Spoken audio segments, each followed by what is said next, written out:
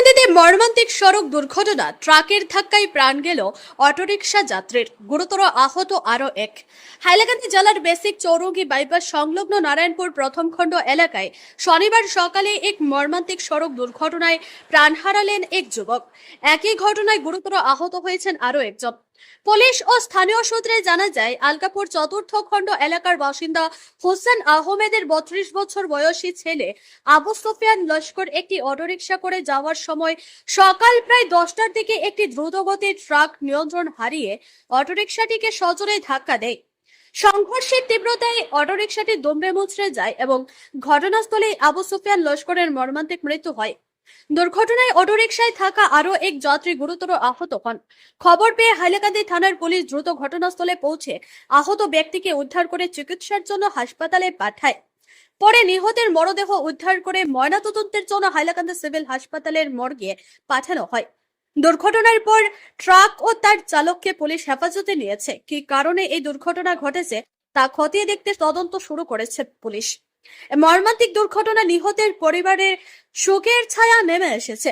একই সঙ্গে এলাকাবাসীর মধ্যেও গভীর শোকের পাশাপাশি সড়ক নিরাপত্তা নিয়ে নতুন করে উদ্বেগ দেখা দিয়েছে।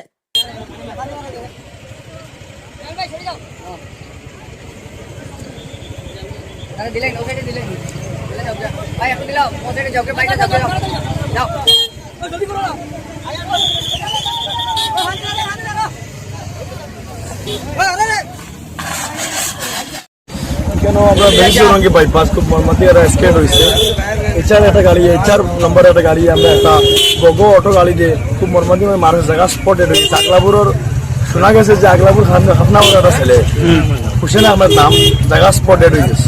এটা ঘটনাটা কবে কটার সময় হয়েছে? সম্ভবত মানে পনেরো এগারোটা এখন এখন কিনা পুলিশ প্রশাসন আইছে? ধন্যবাদ জানাই হাইলাকান্দি জেলা প্রশাসনকে, খুব শীঘ্রই ইয়া জিনিসটা সমাধান করিয়া পরিবার নিয়ে যাওয়ার লাগে। মটিরা নিয়ে গেছেন গিয়া? নিয়ে গেছেন। কয়জন মানুষ আহত হয়েছে নাকি? না, আহত হয়েছে spot dead, Hussain Ahmed spot dead. সুপারডের বাড়ি কই? আলগা বসুন। আগলাপুর